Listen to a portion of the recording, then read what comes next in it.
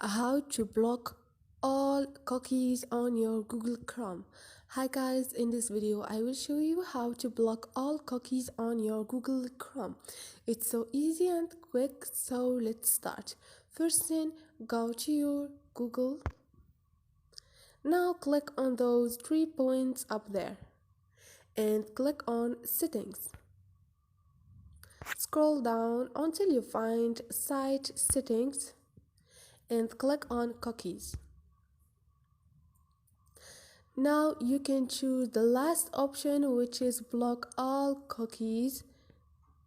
And now features on many sites may not working.